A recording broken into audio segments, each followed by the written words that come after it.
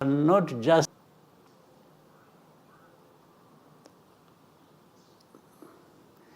it's given a definition these days, and as part of that program, the way that suits people.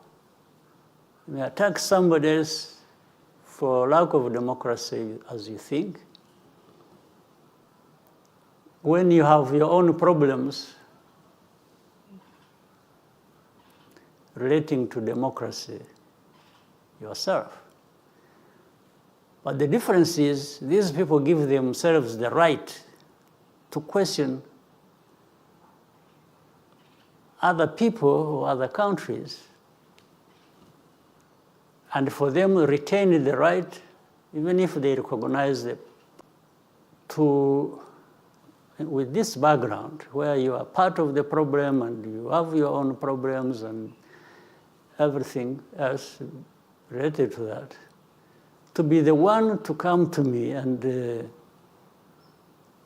instruct me how I must deal with my problems. My problems, actually, as we know it, that you are also part of, or that some of them originate from you.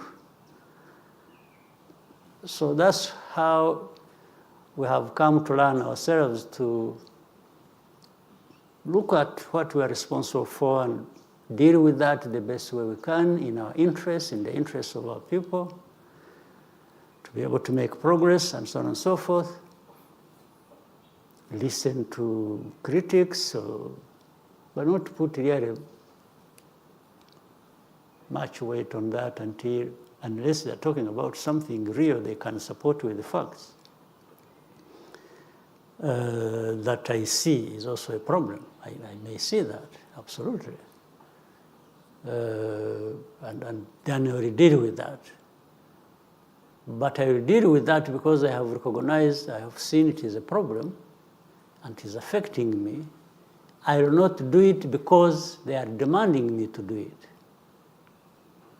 That's the difference. So critics, and it's a cliche. People say too much of nothing and they make it sound like there is a value in it. But we receive it as the world we live in. That's what the dictates are. And so we deal with the critics and live our lives and do what we are supposed to do. And I don't think there is any... Well, sometimes the critics even want to go ahead and not only bash you, but cause you more problems and literally crush you. But this is what we, as leaders and as people who think we have some level of integrity to determine our own destiny, this is what we can refuse. You know, many people have given this example. You may crush somebody physically, but you cannot crush the spirit, the idea, what is right in them. I think that's a lesson we have learned as Rwandans, and that's where I come from. I even speak for myself. You really can't crush me, can't crush my spirit, you can't crush my aspirations, my desire, what I think is right. What I think is right that I have to do, and this is the same thing that we think the country has learned a lot from.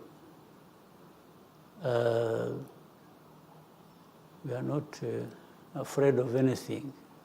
We've learned a lot. So we've learned to be humble, respectful, and when it comes to not respecting us, we ignore you. We don't have to fight over it, but we will ignore you. And you will feel it. So Rwanda, our country, may be small,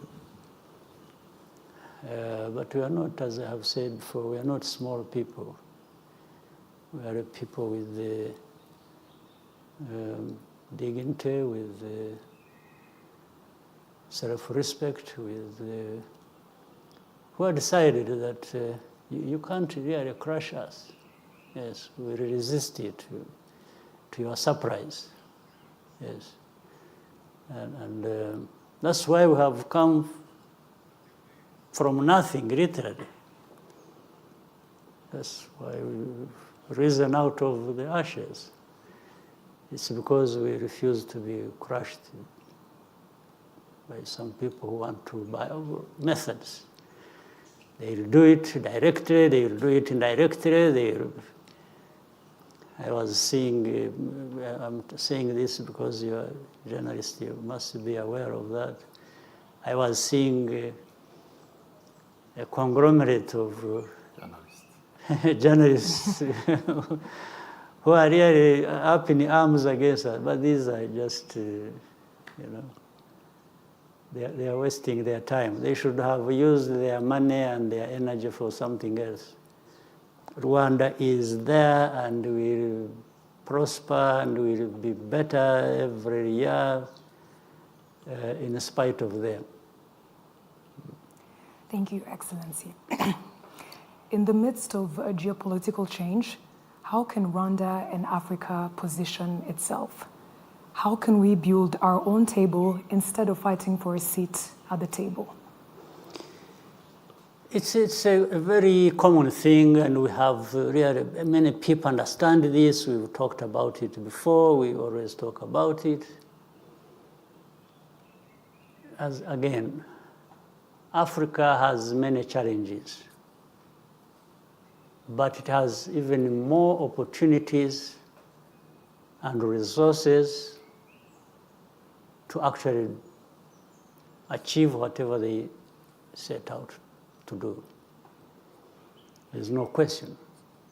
But it's always going to be politics that creates these gaps, these loopholes, that those who want to exploit Africa, to keep it underdeveloped, and they go through. There are these gaps. So it's our business as the leaders of our continent, or even the continent,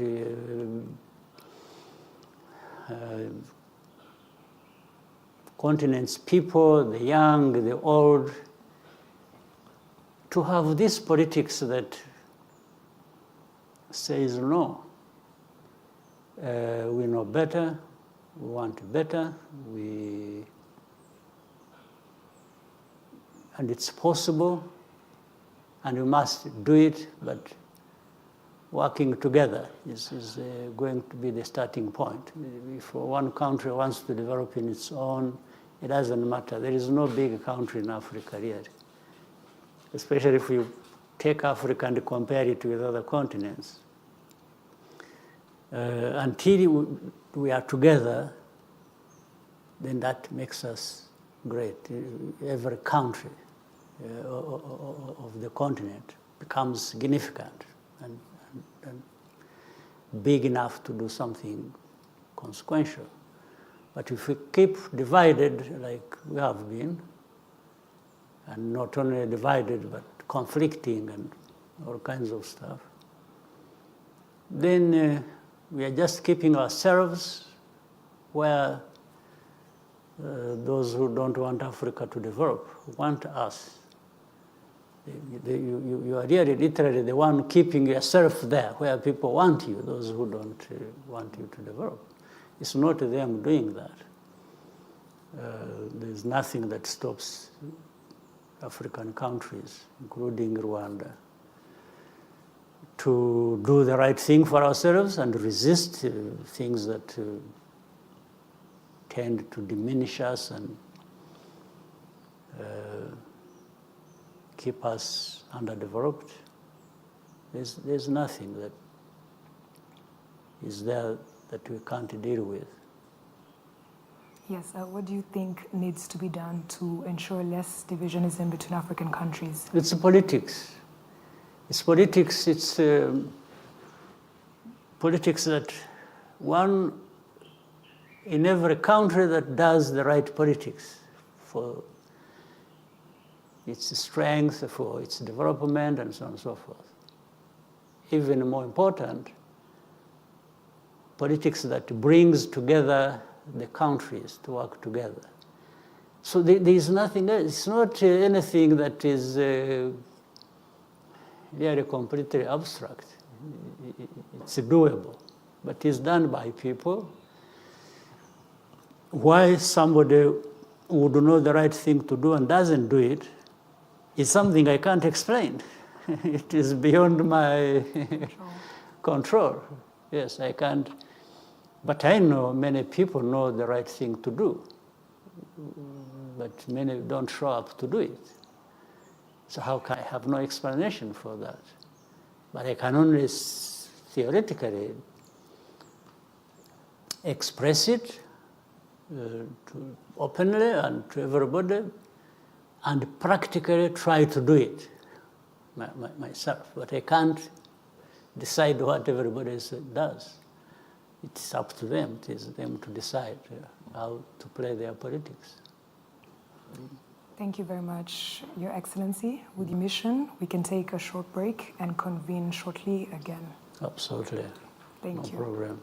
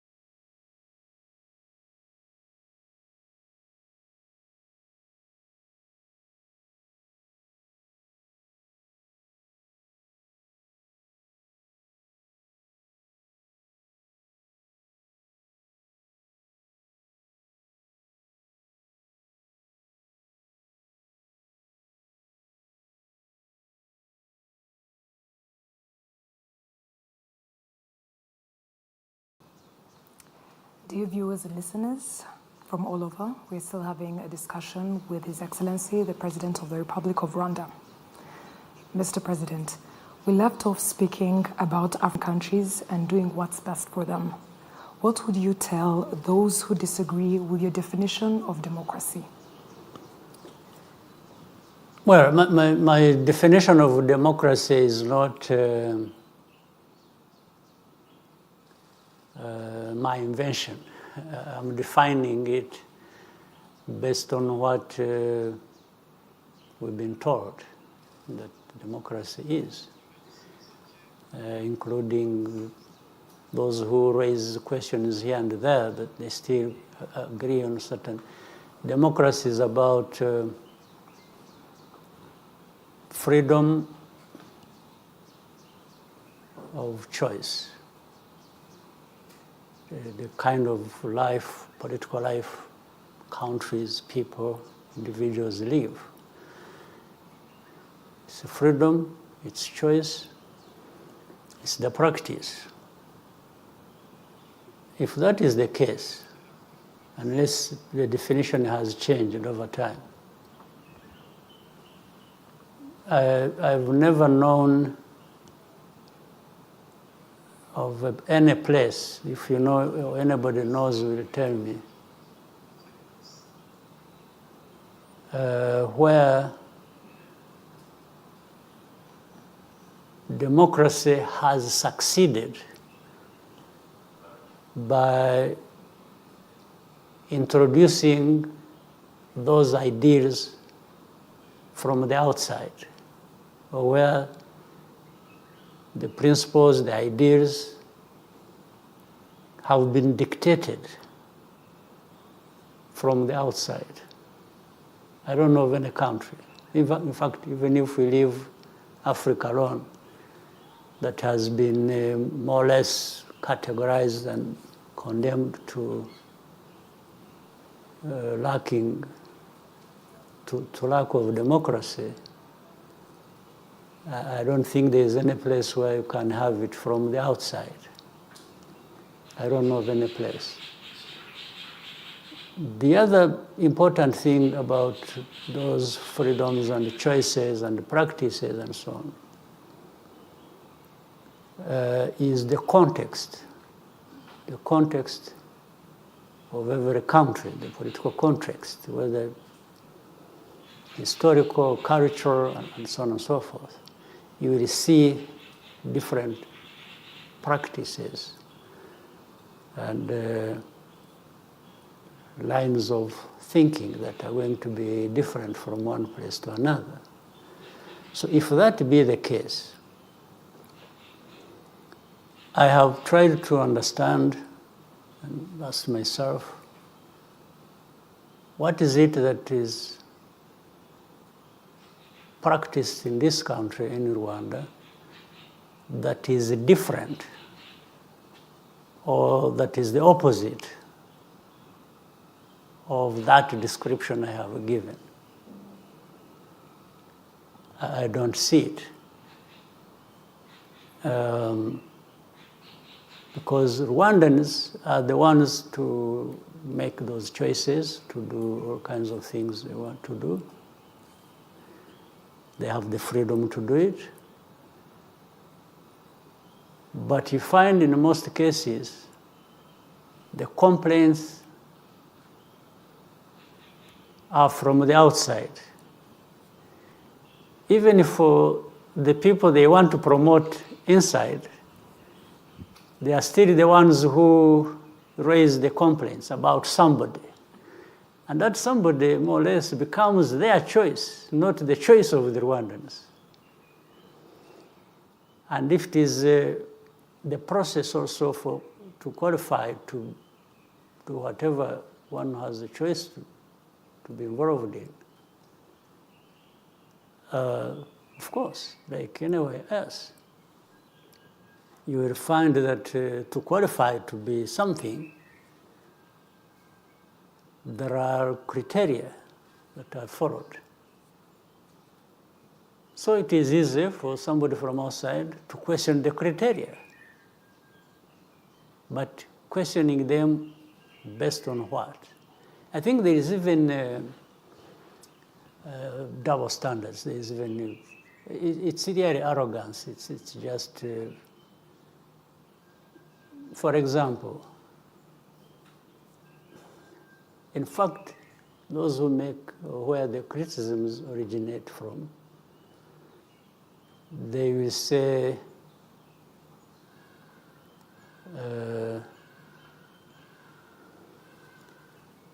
let me talk about their own place where they come from, in their countries. You know very well, you read it like all day, we follow things. They have strict rules, and they even say they don't want anybody to interfere in their politics. When it comes to elections, if you say anything about their politics from the outside or try to, they will kill you for it. There's no question about it. But they find it easy to get involved in other people's politics.